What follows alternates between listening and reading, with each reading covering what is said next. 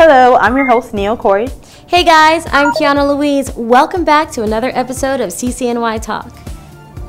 As some of you may know, CCNY Talk guides you through the semester with news happening around the CCNY community with helpful tips that include health tip of the day, student apps, and our movie ticket giveaway.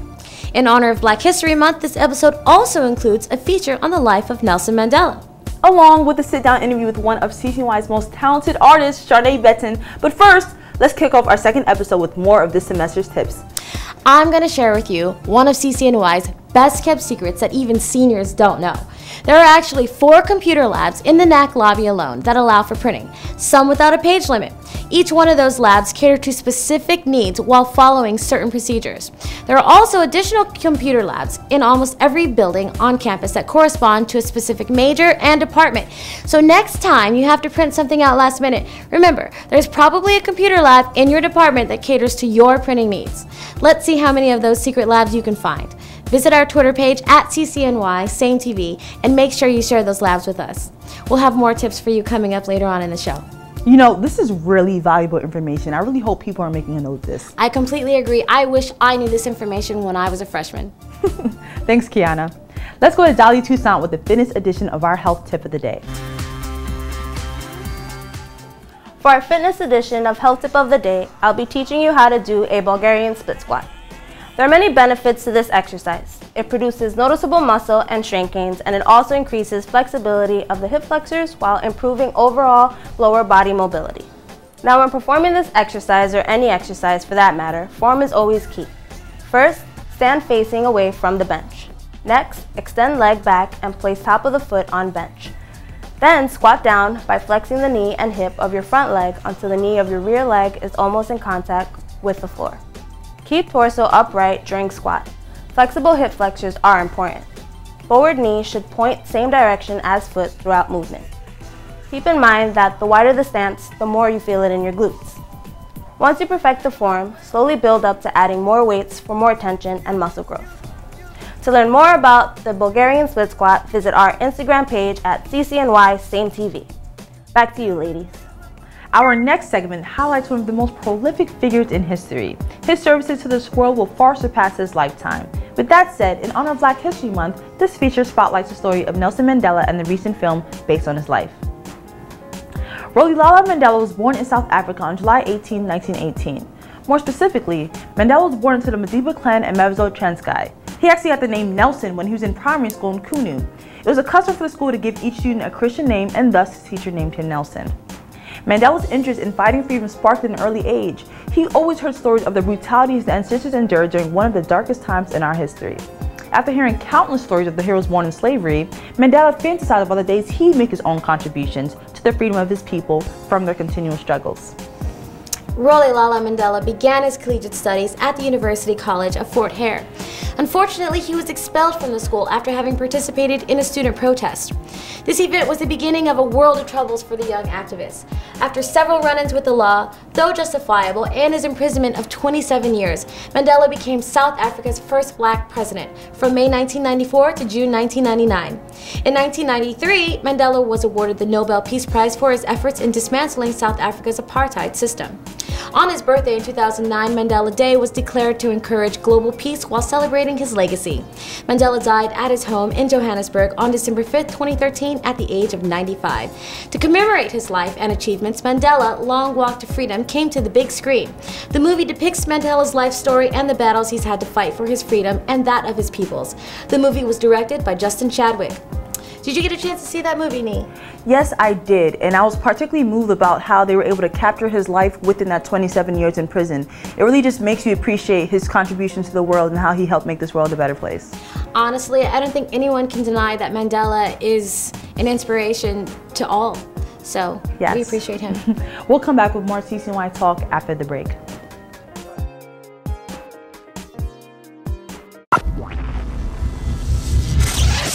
With the new Next Bus information system, students, faculty, and staff will be able to know when the next shuttle bus will arrive. Our CCNY buses are now equipped with GPS devices that will allow for real-time tracking for both of the bus routes, including the 145th Street Loop and the 125th Street Loop. To download the Next Bus app, visit our Instagram and Facebook page at CCNY S.A.M.E.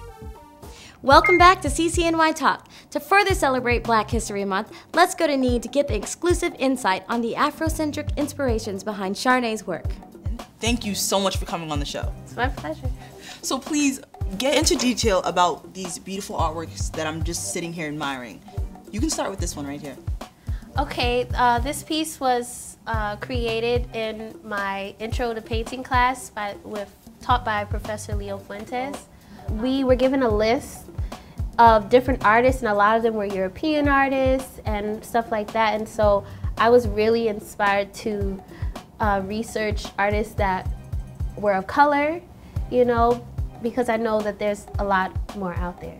So I went to the library and I found Hispanic artists, I found African American artists, and I completed the work with the 2 African American artists.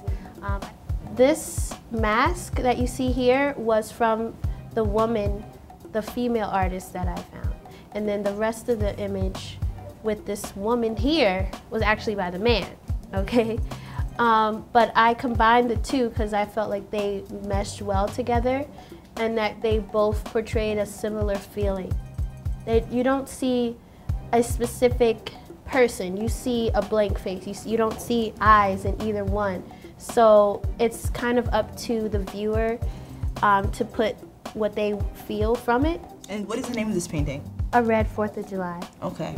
So please tell me more about this.